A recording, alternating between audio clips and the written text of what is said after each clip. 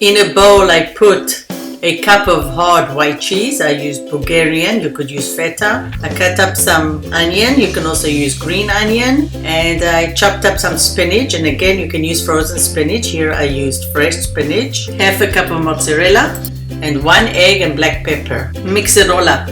You can make your own French pastry dough, or you can buy the store-bought one. I cut squares and then form triangles before I put the filling in the middle.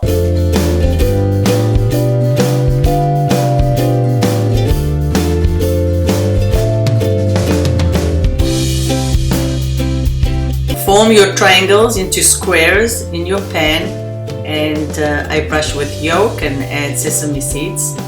I baked at a 375 degree oven for about 30 minutes until it browned on top.